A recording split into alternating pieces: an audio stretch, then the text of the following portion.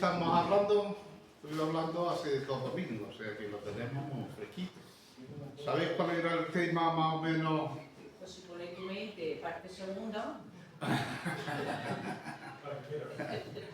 Ha levantado mi operario. Entonces, ¿de qué estamos hablando? De la mente, ¿no? Muy bien. Bueno, pues sabéis que estamos... Sabéis que estamos en la parte final de nuestro versículo. ¿Alguien recuerda el texto? ¿Qué versículo estamos? Claro, llevamos 2 años y algo en el versículo. Tenemos que saberlo de memoria. ¿Qué versículo es, David? Filipenses capítulo 1, versículo 27. De ahí estamos partiendo. Estamos ya en la última parte del texto. ¿Qué decir? La última parte del texto. Combatiendo unánime por la fe del Evangelio.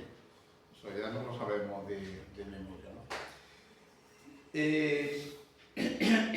Recordando un poquito la parte primera, porque estamos en la parte segunda, vamos a hacer una pequeña recapitulación para que nos podamos meter en la idea. Dijimos que toda lucha tiene un campo de batalla donde se desarrolla esa lucha. En el plano espiritual, en la guerra espiritual, que es lo que nos trae a nosotros, esa lucha se desarrolla ¿dónde? En la mente. En la mente del creyente. Pedro, no se oye. Ahora. Estaba cortado. Ahora sí, ahora. Estaba cortado. Y así que nuestro tema principal es nuestra mente. Cómo funciona, cómo dirige nuestros pensamientos, cómo dirige nuestras emociones, nuestras decisiones, nuestras acciones, nuestras experiencias. Absolutamente... David, ¿quieres cortar el micro, por favor? O sea que... Ahora, si no hay retorno. Entonces, nuestra mente es la parte más principal de nuestro ser, es el ser íntegro, o la integridad de la persona, del ser humano. Entonces, al menos nos interesa saber qué dice la palabra de Dios sobre la mente. Aquí no vamos a hacer ningún análisis, ¿cómo se dice? Ningún análisis como la ciencia lo hace, sino que nos interesa saber cómo trata la mente la palabra de Dios. No somos psicólogos, entonces no vamos a psicoanalizar a nadie. Si logramos saber, o si logro poder comunicar cómo funciona la mente humana según la palabra de Dios, hay 2 tipos de mentes que nos dice la Biblia, la carnal y la espiritual. Somos creyentes, nosotros tenemos ya la mente espiritual, pero oye, nos interesa saber también cómo funciona la mente carnal según la palabra de Dios. Entonces, si logro transmitir eso, me daré por satisfecho. Nuestro título es Tu mente, blanco del enemigo, porque ahí es donde ataca el enemigo. ¿Sabéis que tenemos 3 enemigos? ¿Quién sabe decírmelo? El diablo. ¿Quién más? El mundo y la carne. Yo empezamos por el diablo. Será el menos peligroso, ¿eh? Más peligroso es el mundo, que nos atrae, nos arrastra, y sobre todo la carne, que combate con nuestra mente espiritual. Entonces, he empezado por ahí.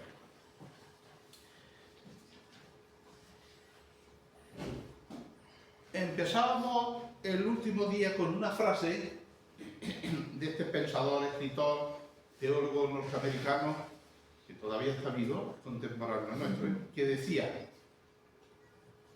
en la batalla espiritual, ¿se lee bien desde ahí atrás? Sí, ¿no? En la batalla espiritual la pérdida de la victoria, quiero que analicéis la frase, la pérdida de la victoria ocurre siempre en el mundo de la mente, dice este autor. Tiene libros muy buenos que yo tengo algunos de ellos. Repito, en la batalla espiritual, estamos hablando de la batalla espiritual, estamos hablando que estamos en un combate, en una lucha. Pues dice que la pérdida de la victoria, o sea, no tenemos victoria porque la derrota ocurre siempre en la mente. Ahí es donde nos ataca todo el enemigo.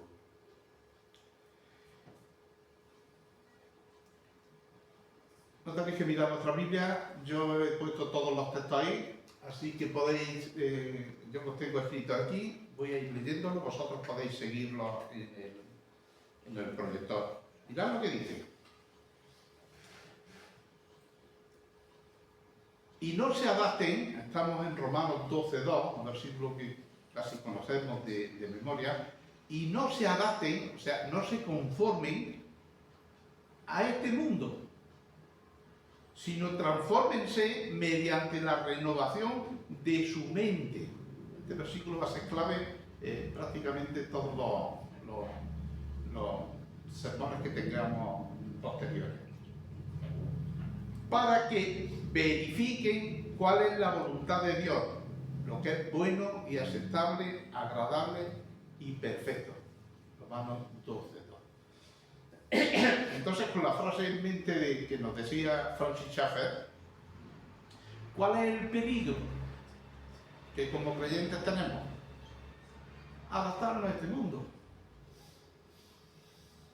¿Y a qué me refiero con eso? Cuando entremos en el tema del mundo, saldrá esto con pelos y señales, ¿no? Pero basta una pequeña pincelada, ¿no? Este mundo tiene su filosofía, este mundo tiene su idea, este mundo tiene sus modas, las que nos ha tocado en nuestro tiempo. 100 años atrás había otra filosofía, otras modas, otras historias, ¿no? Pero el creyente no debe de involucrarse en este sentido. ¿Por qué? Porque estamos perdidos. ¿Dónde ataca este mundo? La mente.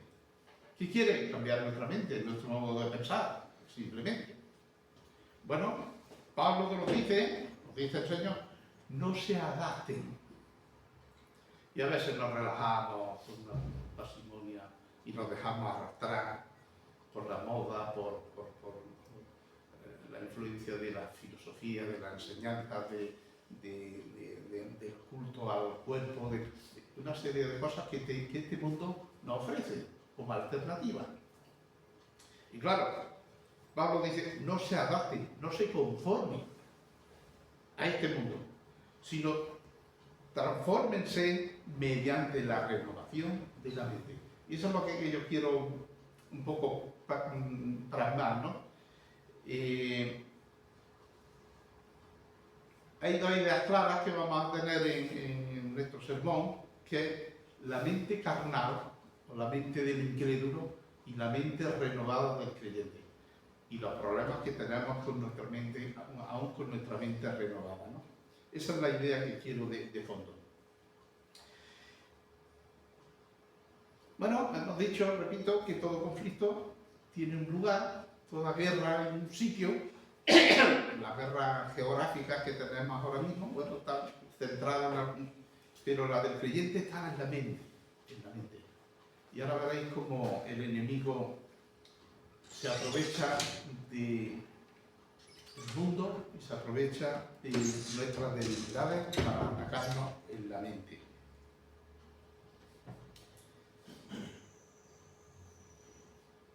De hecho, antes de convertirnos, nuestra mente estaba bajo la influencia de Satanás y Cristo nos rescató de él, ¿no? Pero vivíamos ¿para qué? Para nuestras pasiones. Para nuestras pasiones. Todo documentado con la palabra de Dios, ¿eh? Para que digáis que Pedro no se inventa nada, ¿no? ¿Qué dice Efesios 2:3? Entre ellos también todos nosotros, porque está hablando el versículo anterior de la persona que no conoce a Dios, entre ellos también nosotros, en otro tiempo, vivíamos en las pasiones de nuestra carne. Cuando lleguemos a la carne también me gustaría hablar de eso de una forma distendida, ¿no? Satisfaciendo los deseos de la carne y de la mente, de los pensamientos. Y éramos por naturaleza, dice, hijos de ira, lo mismo que los demás. Una mente carnal que está en contra de Dios, pues está bajo la ira de Dios, bajo el castigo, bajo el juicio de Dios. Bueno, pues Pablo nos dice, nosotros antes éramos así. Ahora se debe de notar la diferencia. Muertos en nuestros pecados. Por eso tuvo que venir Cristo, para, en un sentido, sacarnos, liberarnos de ese estado de muerte, de oscuridad, de tiniebla, de somnolencia. Y librarnos de esa perdición. Mirad lo que dice Efesios 2:1. Y Él le dio vida a ustedes. ¿Por qué no dio vida? Porque estábamos muertos. Que estaban muertos en o a causa de sus delitos y pecados. Y nos dio vida. Por eso en nuestra entrega al Señor no solo debemos involucrar nuestras emociones, nuestros sentimientos.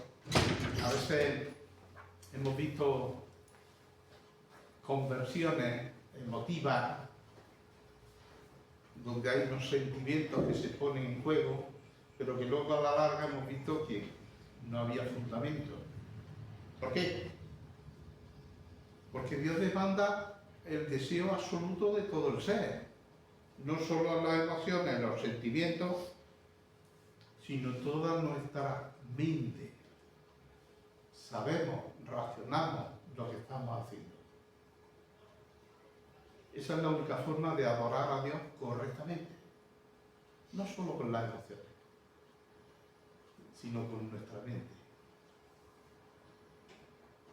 Bueno, Satanás se va a oponer y va a resistir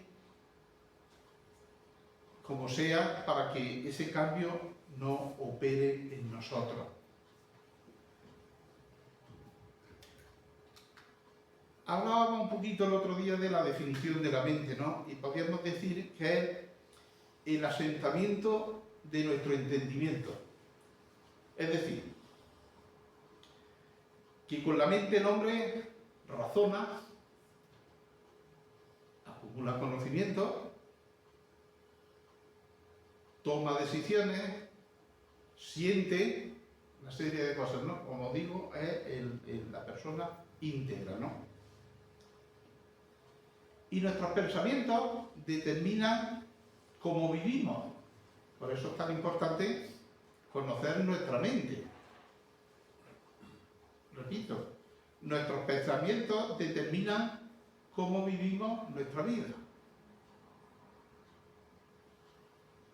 La Biblia dice que el que no conoce a Dios vive conforme a los deseos de la carne y no puede remediarlo, porque es su estado caído, por así decirlo. El problema es que la mente carnal o caída, nos dice la Biblia que es enemiga de Dios. Está en rebeldía con Dios, con lo que todo sea conocimiento de Dios.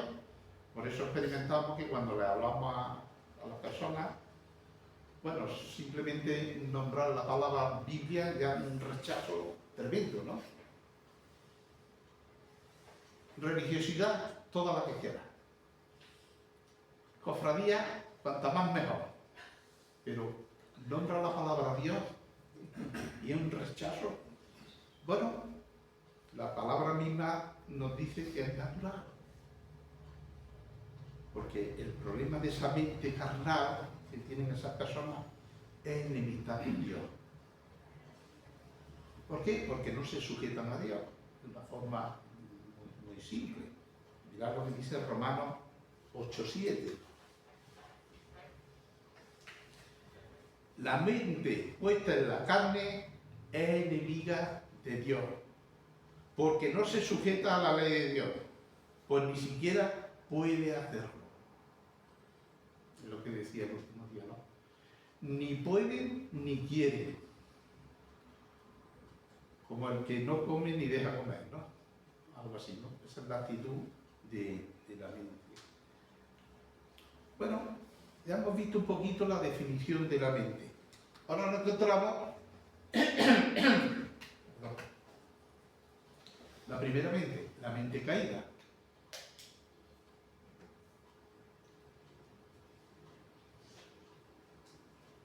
Bueno, también la Biblia nos dice que no siempre fue así. Al principio, los primeros humanos, Adán y Eva, tuvieron una mente que era buena, que era pura, que era sin error, sin el velo ese que luego les cayó por el pecado, ¿no? O sea, funcionaba correctamente. Pero con la caída, la Biblia dice que la mente del incrédulo, o del hombre, porque todos nacemos así, quedó cegada. Ponte la mano delante del ojo y sentirás más o menos lo que es quedarse ciego, ¿no? La mente quedó cegada. Segunda de Corintios, capítulo 4, versículo 4, dice: en los cuales el Dios de este mundo, ¿quién es el Dios de este mundo? Satanás. En los cuales el Dios de este mundo ha cegado el entendimiento, la mente, de los incrédulos, para que no vean el resplandor del Evangelio, de la gloria de Cristo, que es la imagen de Dios. Hermanos, por eso cuesta tantísimo trabajo que la gente entienda el Evangelio, por lo simple y sencillo que es. Porque tienen su mente cegada. Tienen su mente cegada. Entonces, en este estado de perdición y de cegamiento, que no entienden, ni ven, ni quieren, ni pueden, o sea, que hay un estado, como no intervenga el Señor directamente, como hizo con nosotros, es imposible que salgan de ese estado. Imposible. Estarían en rebeldía de una forma continua con Dios. El Evangelio es misterio. Lo que el Evangelio hace en las personas es milagros. ¿Cómo actúa? No lo sabemos. Pero la palabra de Dios nos dice que hay un momento en que el Espíritu Santo convence de pecado. Y es cuando ves la expresión o la cara de esa persona. Yo lo he visto, gracias al Señor, lo he visto en más de uno, ¿no? Cuando entienden, cuando comprenden, cuando el Señor le abre, le quita ese velo. Y ahora lo entiendo. Ahora sí veo, como dice Miguel, ¿no? O sea, el Espíritu Santo los convence de pecado. Entonces se dan cuenta de su estado, de que están en rebeldía con Dios, de que ese pecado le está haciendo daño a Dios, que Dios no lo quiere. Y entonces hay un arrepentimiento real, porque tú dices, yo tampoco quiero ese pecado. Tampoco quiero ese pecado. Pero eso es solo una intervención divina. Mientras tanto, estás completamente secado. Y eso ocurrió en el Edén. Eso ocurrió en nuestros primeros antepasados. Por eso Pablo se dirige a los creyentes para rogarles. Daros cuenta la palabra que se emplea. Para rogarles que no se comporten como cuando no conocían a Dios. Ahora conocéis el pecado, ahora conocéis a Dios. No practiquéis lo que practicabais antes. Efesios 4:17.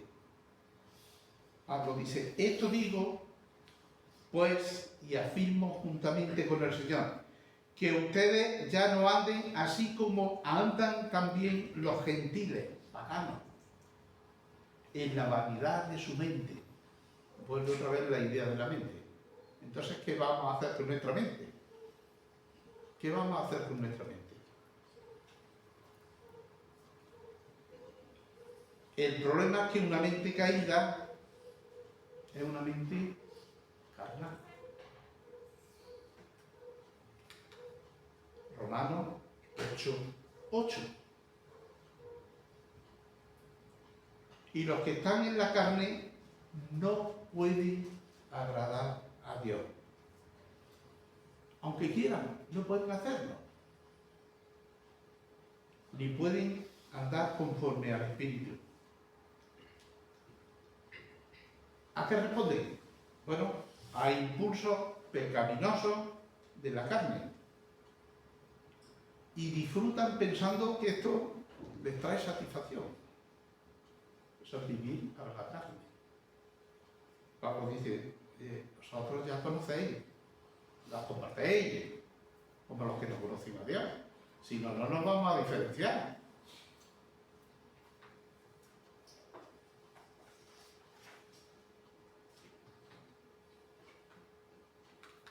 Tercero, la mente regenerada. Ahí entramos nosotros.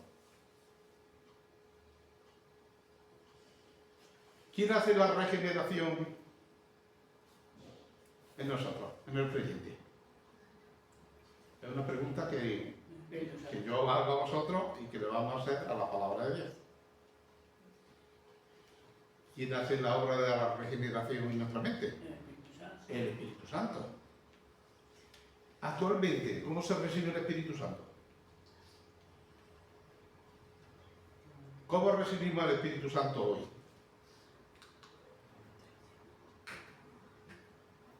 Dice, en Él, también ustedes, después de escuchar el mensaje de la verdad, el Evangelio de su salvación, y habiendo creído, fueron sellados en Él con el Espíritu de la promesa. Efesios 1:13. ¿Cuándo recibimos al Espíritu Santo? Entonces,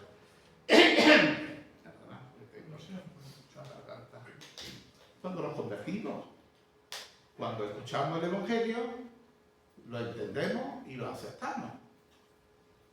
Recibimos el Espíritu Santo. Y estamos sellados por el Espíritu Santo.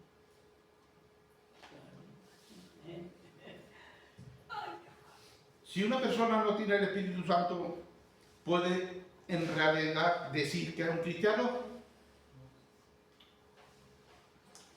Vamos a preguntarle a la Biblia.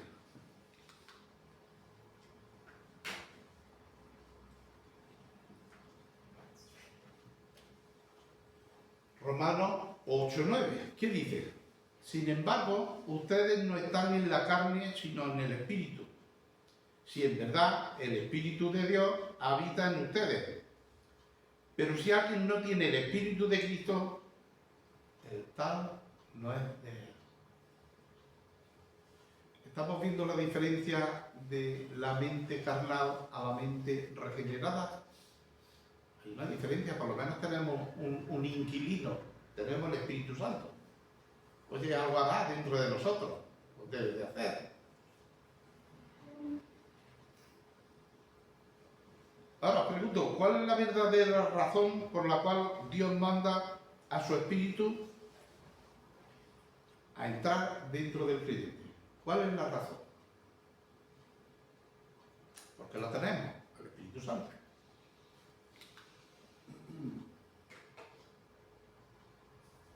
Gálatas 4:6.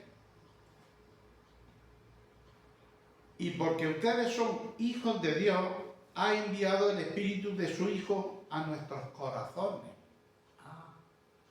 Somos hijos de Dios y por eso Dios Padre manda el Espíritu de su Hijo a nuestros corazones, clamando Abba Padre.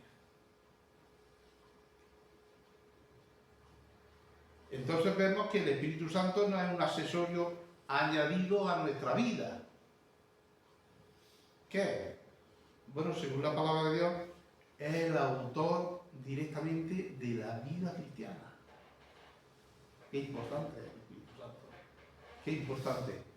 Estamos hablando de la mente regenerada.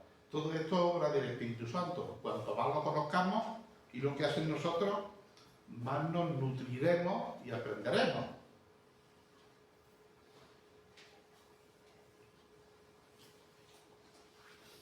Si no es un accesorio, que dice que es Romanos 8:16, dice que el Espíritu mismo da testimonio, o sea, nos dice, nos declara, nos cuenta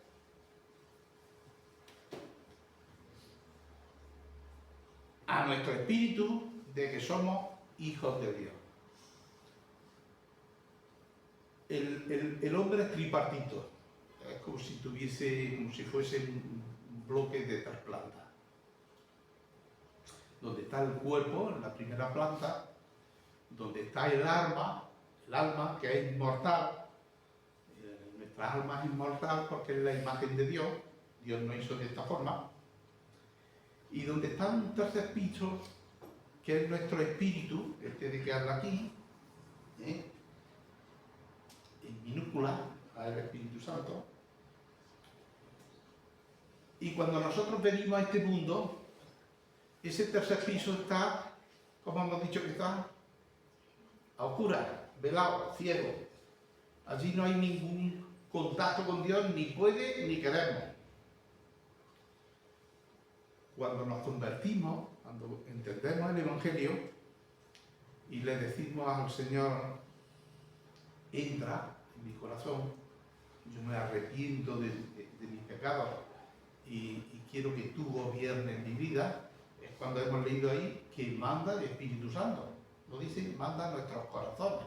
Corazón y mente, podéis decir que es la misma idea. Vamos que salga parte de nuestra mente, ¿no? Ya queda iluminada. Esa habitación, ese tercer piso ya queda iluminado. Ya está morando ahí, ya está habitando ahí el Espíritu Santo. Pero oye, esos dos pisos todavía quieren ser un poquito independientes, porque pertenecen a la naturaleza caída. No están regenerados todavía. Tendremos que esperar a morir y a resucitar de una forma ya muy diferente. Entonces seremos glorificados completamente. Mientras tanto, el vecino del tercero con los del segundo y el primero va a estar peleado continuamente, ¿no? Que eso será el conflicto entre la mente y la carne.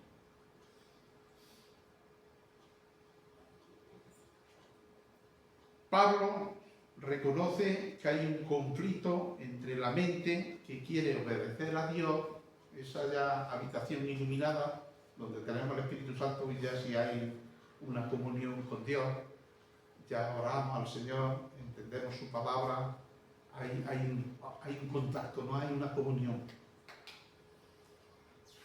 Bueno, eso va a estar en enemistad con la carne que todavía la cabra tira al monte, ¿no? La carne tira al mundo. Y va a haber un conflicto, va a haber una lucha. Ahí entra el primer versículo que leíamos al principio. Transformad vuestra mente.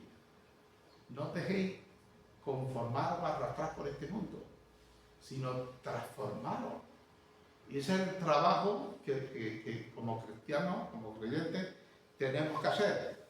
Luchar con nuestra carne. Luchar con nuestra carne.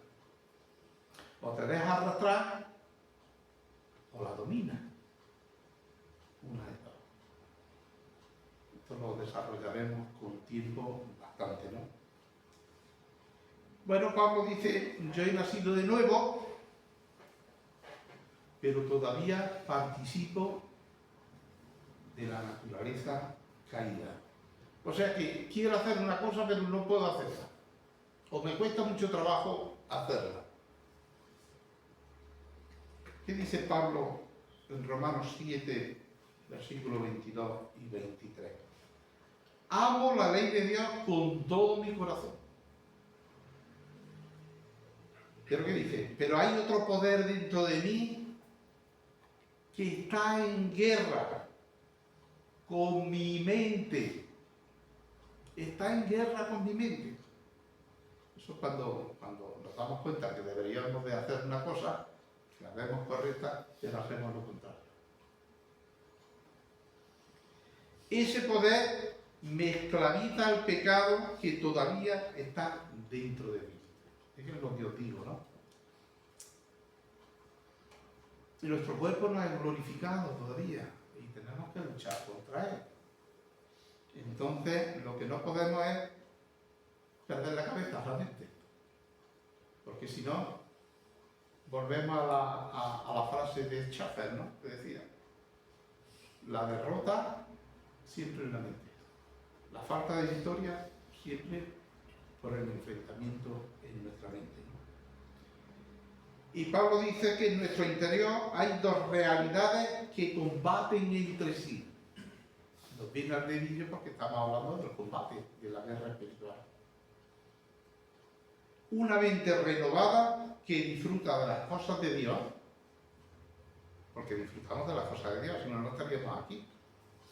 A mí me encanta leer la palabra de Dios porque disfruto de ella, si no, no la leería. Pero luego está la otra parte, el cuerpo no glorificado, que digo, que tiene de ser caído, que nos tira para otro lado, ¿no? Y que demanda constantemente atención para satisfacerlo. Y todos sabéis de qué estoy hablando. No es algo nuevo, ¿verdad? Hemos dicho, voy bien de tiempo, ¿no? Hemos dicho que, porque me gustaría poner un ejemplo práctico de la palabra de Dios para que entendamos esta guerra de la mente. Hemos dicho que la mente es el centro de operaciones del ser humano, es la que nos gobierna. La mente dirige los pensamientos, las emociones, las decisiones, las acciones de cada uno, de modo que todo lo que experimentamos es generado o procesado de una u otra forma en nuestra mente. Todo lo que hacemos, ahí se procesa. Y nuestra mente es la que nos dirige. Por esa razón, Satanás quiere confundirla, por así decirlo, distraer nuestra mente de la verdad de Dios. ¿Cómo lo hace? La verdad es que no se sabe cómo influye Satanás en nuestra mente. Porque él no tiene permiso para tocarnos. Cualquier cosa tiene que pedirle permiso a Dios. Eso de que nos roba, de que nos quita, son cuentos. Satanás no puede hacer nada de eso. Ahora sí trabaja nuestra mente. Y induce.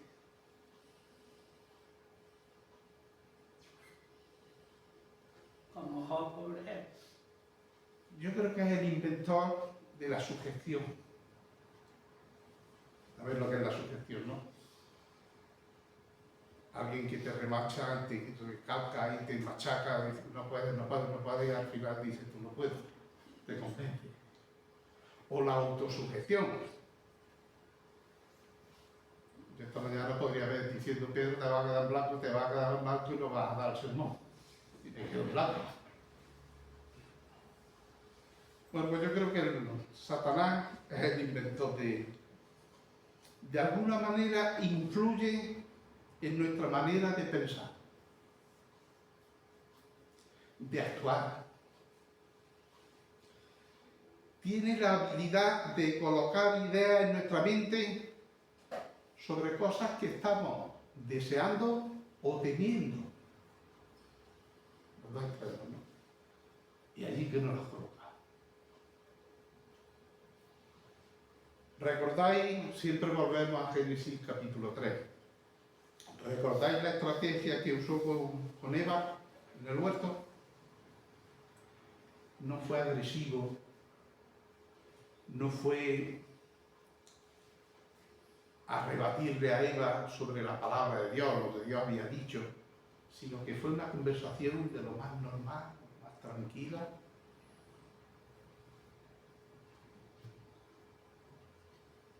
No lo tengo aquí apuntado, voy a buscarlo. Mirad lo que dice. Dice, la serpiente era astuta, más astuta que cualquiera de los animales del campo que el Señor Dios había hecho. Y dijo a la mujer, luego se acercó a ella. Daros cuenta que la serpiente fue maldita o maldecida por Dios de que se arrastraría sobre su bien. Entonces, aquí, anterior, no sabemos cómo podría ser. Igual era erguida con 2 piernas. No sabemos.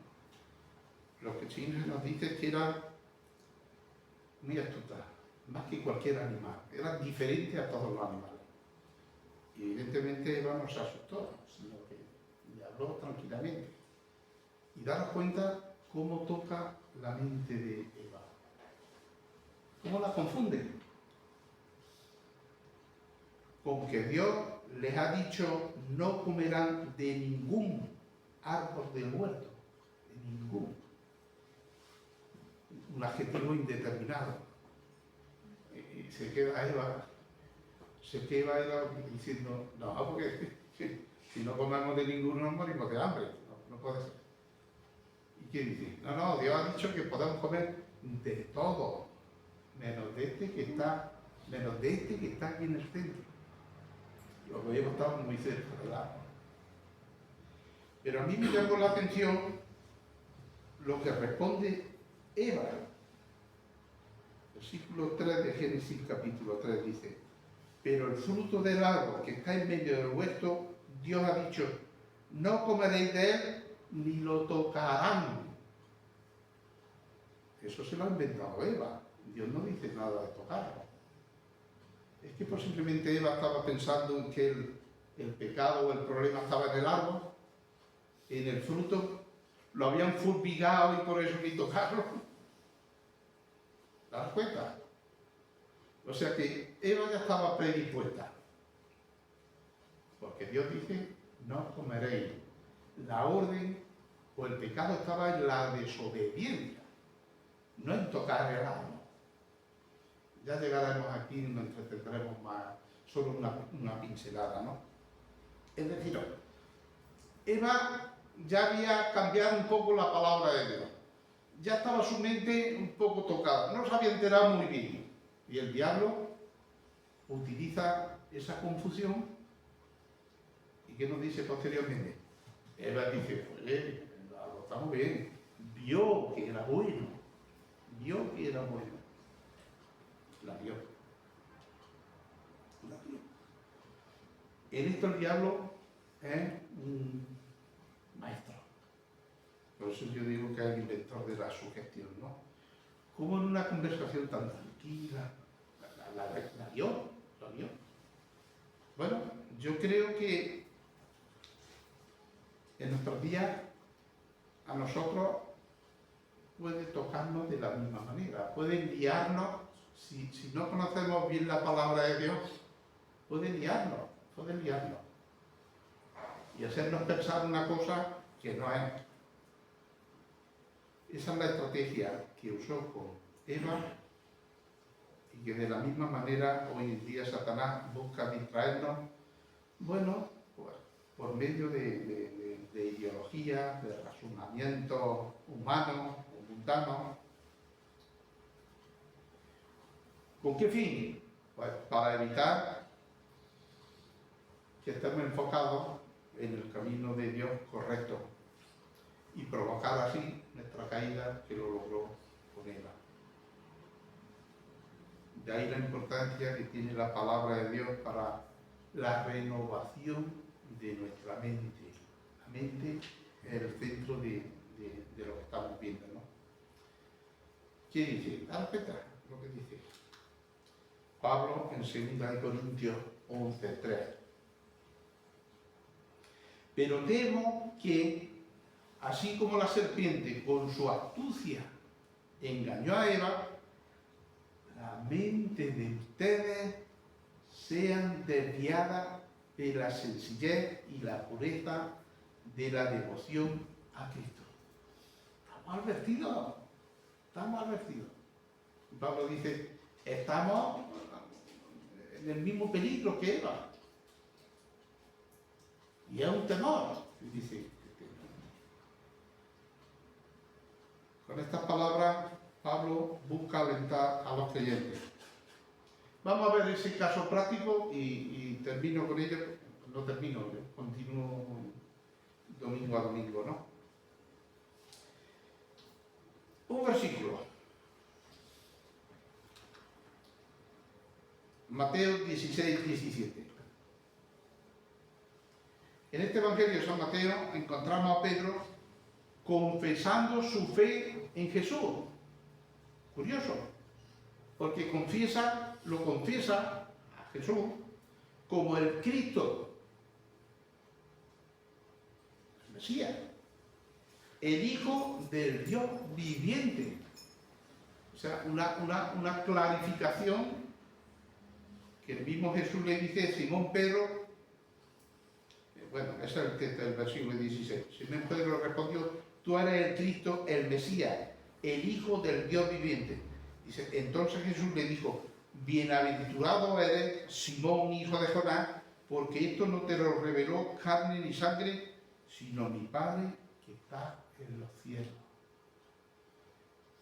¿Qué sintonía en ese momento Pedro tenía con lo que estaba hablando? El Cristo, el Mesías, el que nos va a librar.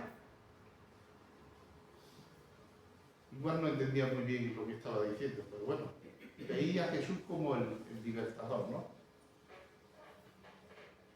Sin embargo, unos versículos más adelante, curioso,